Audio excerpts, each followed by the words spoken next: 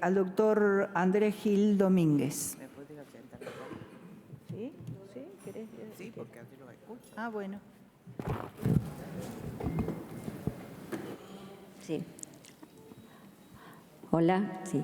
El doctor Andrés Gil Domínguez es abogado de la UBA, doctor en Derecho UBA, postdoctor en Derecho UBA, profesor de Derecho Constitucional y Derechos Humanos UBA y Universidad Nacional de La Pampa, profesor de grado y maestría de la materia Constitucionalismo Digital e Inteligencia Artificial de la Facultad de Derecho de la UBA, profesor de doctorado, UBA, Universidad de Salamanca y Universidad de Sevilla, autor de libros y artículos, abogado litigante. Buen día, doctor.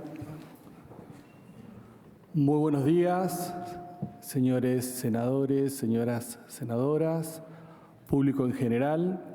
Muchísimas gracias por la invitación y la posibilidad de realizar algún aporte a este debate que es fundamental en lo que es la reformulación, modernización, reestructuración del Poder Judicial.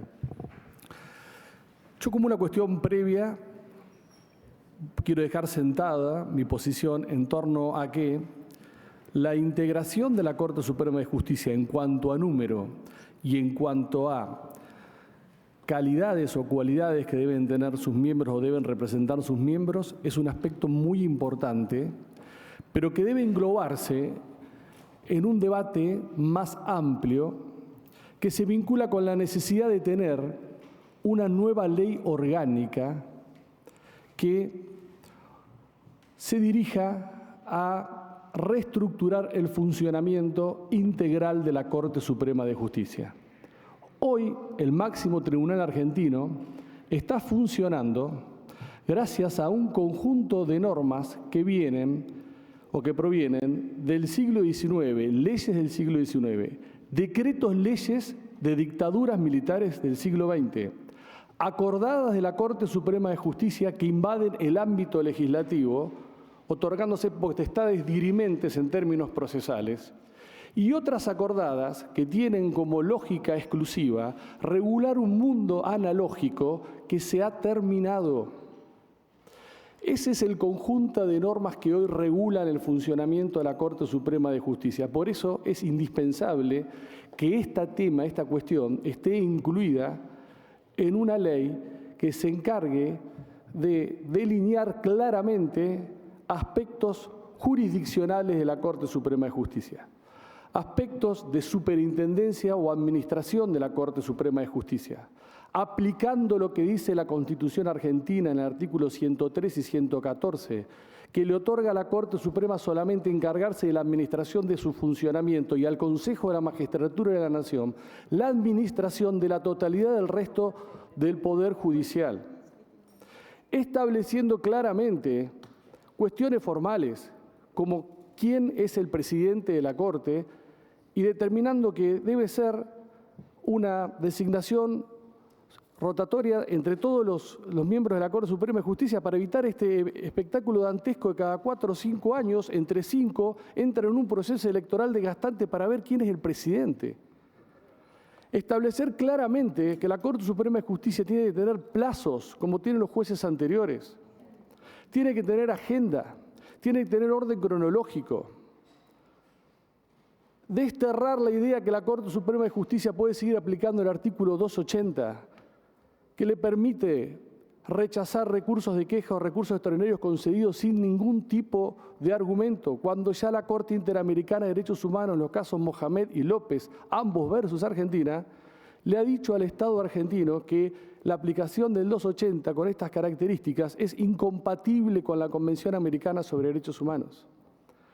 Por eso, este tema, que es muy importante, si se trata de forma aislada, será un pequeño paso, pero no va a generar una reorganización eficaz del funcionamiento de la Corte Suprema de Justicia, en donde también en esta ley debería figurar la urgente aplicación de los emergentes de la Cuarta Revolución Industrial al funcionamiento de la Corte Suprema de Justicia, especialmente la inteligencia artificial generativa, multimodal y de razonamiento profundo, que es utilizada a diario por todas las personas menos por la Corte Suprema de Justicia, y que daría una tramitación mucho más expedita a los expedientes que llegan a su conocimiento, aparte de dar transparencia, posibilidades de auditoría externa por los ciudadanos en base a las estadísticas que la propia tecnología genera.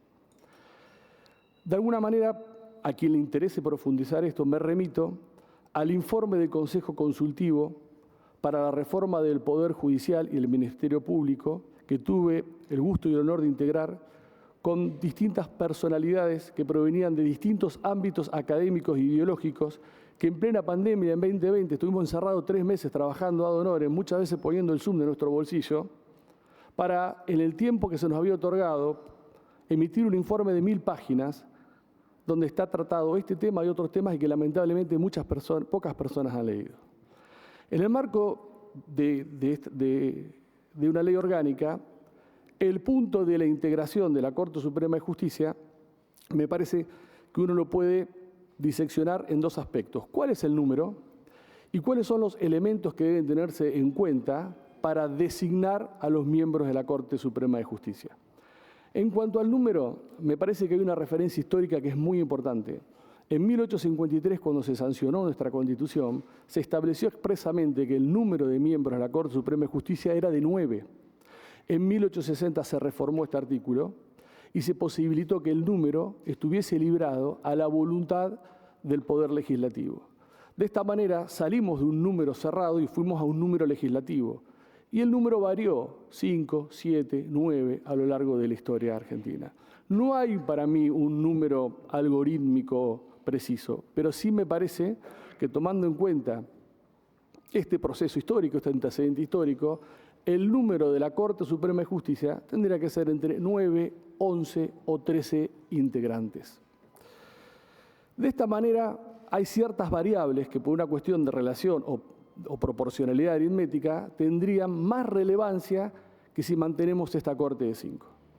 En primer lugar, la diversidad de género, de géneros, no de género, de géneros en la Corte Suprema de Justicia, que es una obligación que emerge de nuestra Constitución, del artículo 75, inciso 23, que le impone al Congreso de la Nación, y entre ellos al Senado de la Nación, cuando resuelve prestar o no acuerdo, desarrollar acciones positivas que protejan a determinados grupos que han sido desaventajados estructuralmente a lo largo de la historia, entre ellos las mujeres. Y también es una obligación convencional que surge de los instrumentos internacionales sobre derechos humanos que, sin estar incorporados a la Constitución argentina, tienen jerarquía constitucional, y de las interpretaciones que han hecho los órganos que los aplican, ya sea de forma general o de informes por país al Estado argentino, que también tienen jerarquía constitucional, en donde se impone que una de las variables para determinar la integración de la Corte Suprema de Justicia sea la diversidad de géneros. Otro elemento importante es la perspectiva federal. Y acá me quiero detener en un punto, que es el siguiente. Para tener perspectiva federal no hay que vivir en el interior del país. Yo conozco muchas personas que viven en el interior del país y son recontraunitarios. Y conozco a personas que viven alrededor del obelisco y tienen perspectiva federal. La perspectiva federal está dada por la trayectoria y el compromiso de aquellas personas en torno a la defensa del sistema federal, no importa dónde vivan. No va a haber mayor garantía de federalismo porque provenga de una región, una persona. Va a haber si esa persona tiene una trayectoria de defensa del federalismo. Y el otro elemento que me parece muy importante en un número de 9, 11 o 13 que se puede garantizar es la diversidad ideológica, entendida lato sensu, entendida de la diversidad ideológica política o la diversidad ideológica doctrinaria. Entonces, desde una perspectiva aritmética, en 9, 11 o 13, estas 3 variables tienen una posibilidad mayor de tener sustento, repercusión y garantía. Nosotros tenemos, a partir de 1994, como una asincronía funcional entre el número que se requiere para sancionar una ley que amplíe el número de miembros de la Corte Suprema de Justicia, que es una mayoría simple, y el número que se requiere para después cubrir esa vacante, que son 2/3 de los mismos presentes en el Senado. Con lo cual, para que el fruto de la labor parlamentaria del Congreso, en caso de ampliar la Corte Suprema de Justicia, tenga un efecto eficaz, va a depender de un acuerdo político, que es lo que demanda la Constitución argentina para este y para otros temas. Es una Constitución sabiamente consensualista para evitar las autocracias, para evitar que mayorías coyunturales arrasen a las instituciones. Entonces, necesariamente, para ampliar hay que tener acuerdo político. Para mejorar la justicia hay que tener acuerdo político. Y si no hay un acuerdo político de sostén de políticas públicas perdurables, serán reformas parciales, parches, que no van a mejorar absolutamente nada. Muchísimas gracias.